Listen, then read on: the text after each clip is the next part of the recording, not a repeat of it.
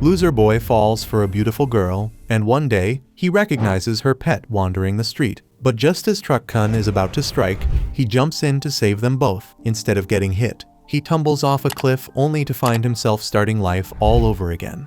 A wounded boy, lost and confused, runs for his life from monsters that are hot on his trail. He has no idea what these creatures are, but he manages to dodge a punch that would almost certainly have killed him. For a moment, he manages to put some distance between himself and the monsters until a mysterious girl suddenly grabs his arm and pulls him behind a boulder. After a few tense seconds, it seems like the monsters have left. The boy thanks her for saving him, but then notices a tiny creature poking its head out from under the girl's dress. When he sees the girl laughing uncontrollably, he's quick to insist that he's not scared. In fact, he swears he'd have crushed those monsters if he wasn't injured. If that's the case, the girl says, she'll be waiting for him to rescue her next time with all that extraordinary strength. When she winks at him, he falls hopelessly in love, and, working up his courage, takes her hand and finally confesses his feelings. But just as he manages to blurt it out, he wakes up from the dream he was having. Two guys next to him tease him, saying it must have been a great dream.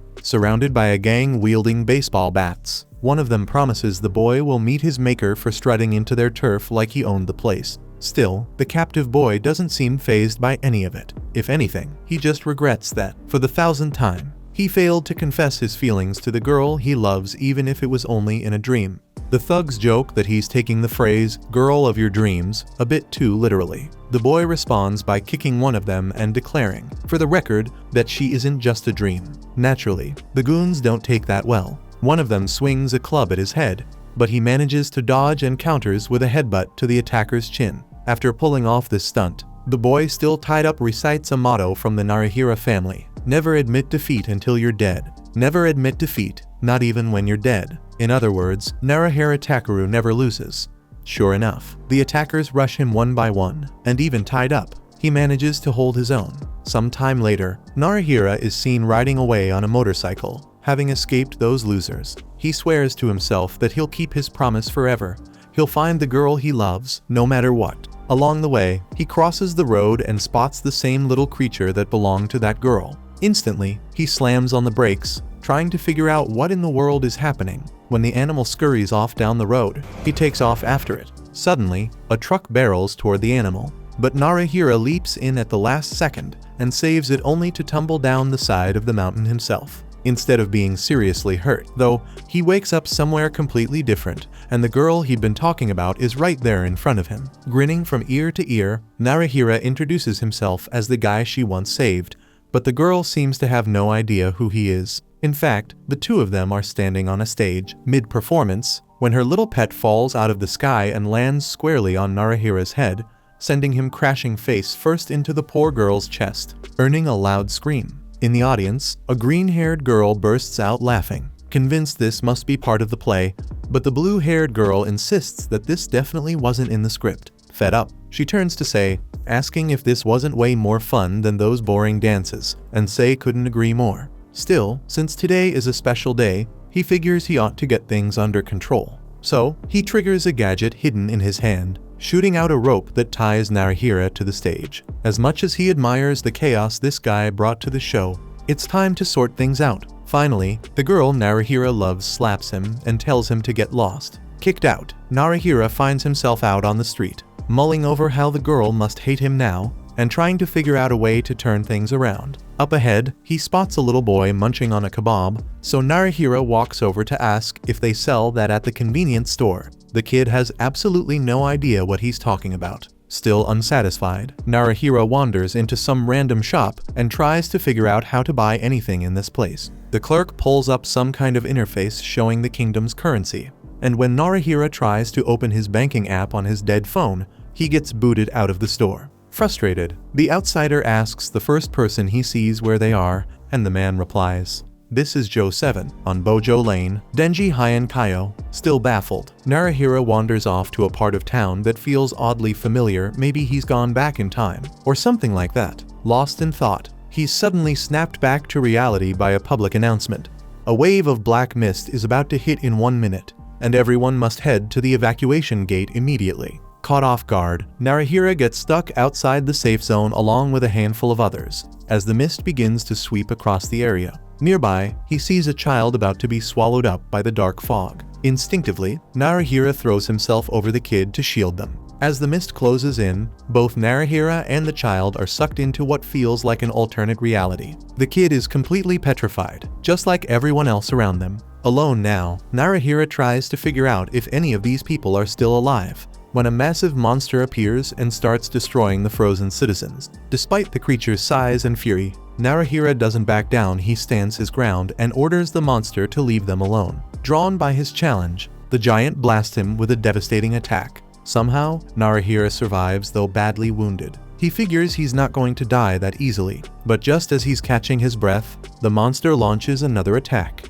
And once again, Narahira finds himself face to face with power beyond anything he's ever seen. But this time, a robot appears and lands a punch so powerful that it sends the giant flying several yards away. Impressed, Narahira stares at this mysterious savior in awe. At the same time, the people controlling the robot are trying to figure out how this kid managed not to get petrified, even while standing inside the black mist. That's when the robot announces that the human should stay where he is. It'll keep the Oni at bay. Defying expectations, Narahira stands his ground and declares that if that beast comes back, he'll kick its butt himself. And sure enough, the Oni jumps back into the fight. But the robot insists the kid stay behind. Since they're both piloting the machine, Yuna calls Atsunaga into action, and together they unleash the 5 elements. The Oni rolls toward them, ready to attack. But the robot counters with the 5 thunders, a powerful move that manages to defeat the opponent. From the control room, the blue-haired girl who was watching the whole thing earlier suddenly realizes Narahira is the same kid who crashed the stage. With the black mist finally dissipated,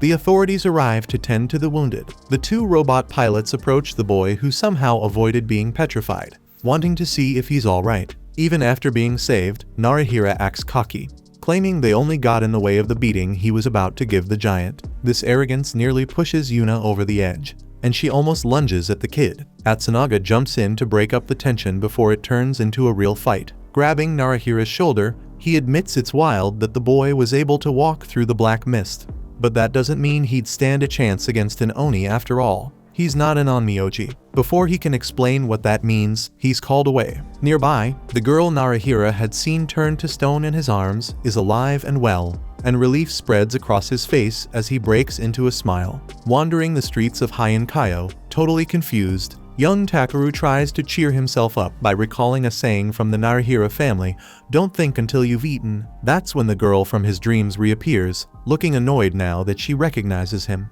She scolds him for ruining an important play, especially since even the Emperor's chief advisor was in the audience. Still, she's kind enough to notice he's hurt and decides to help him out. She takes him to a place where she offers him some food. While they eat, he shares his story, and by now, she's pieced together that he's from another world. She's amazed when he tells her he managed to walk through the black mist, something that's never happened before. Curious, Narahira asks what the mist and the Oni are. A man sitting nearby explains that Oni are humanity's enemies from another world, and the black mist is a phenomenon that happens when these monsters invade. Guessing that Narahira must be desperate to get home, the girl says an onmyoji could probably make that happen. But Narahira scoffs at the idea, especially since he didn't like Atsunaga and Yuna. The man nearby is offended and explains that onmyoji are the reason the city still stands. They're the ones who control the Shikigami. Another woman adds that the leader of the onmyoji is Abino Seimei. For some reason, Narahira misreads the name as Anbai Hariaki. Later that night, Narahira lies awake in bed,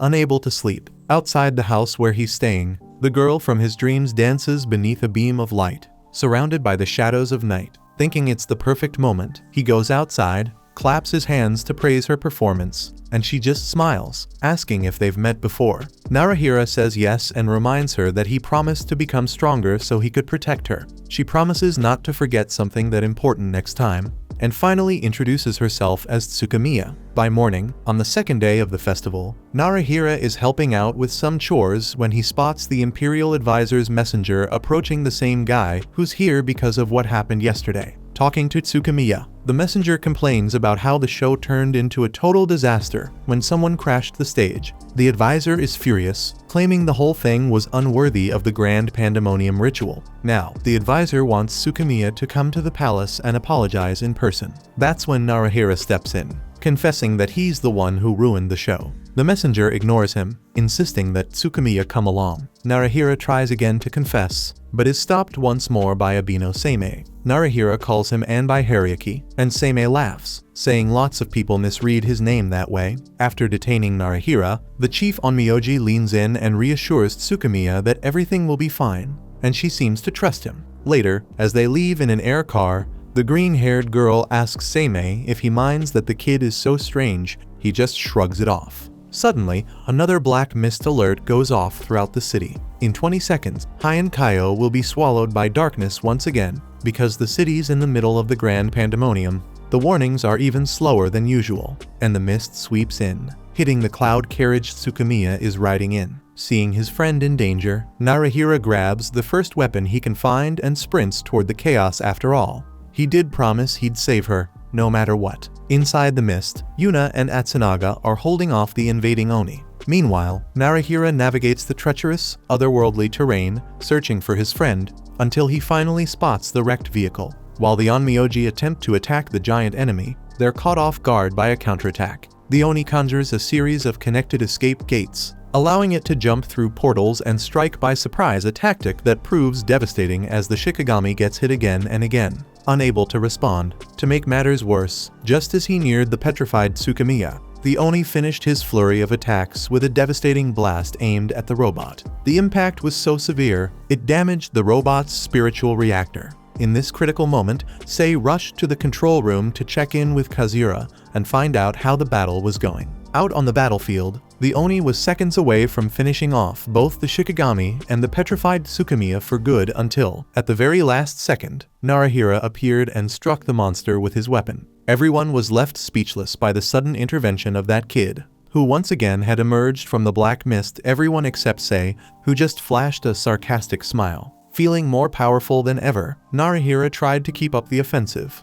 but the giant Oni caught him, crushed him brutally, and then hurled him to the ground with overwhelming force. In the end, the Oni put some distance between them, leaving the human shattered on the ground. But somehow, as if by magic, Narahira's serious wounds seemed to heal in an instant. Now at a safe distance, the monster readied another one of its devastating blasts. Struggling to his feet, Narahira repeated his family's motto: "Never admit defeat until you're dead.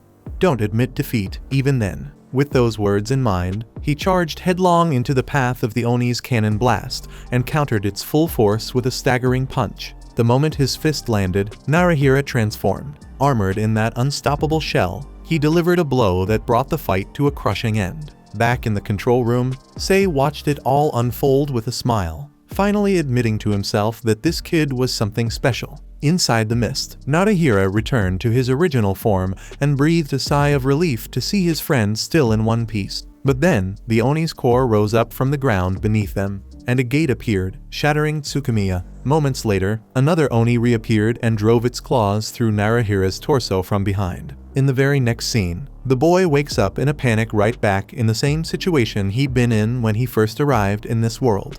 Check out these videos appearing on your screen and subscribe so you don't miss the next part.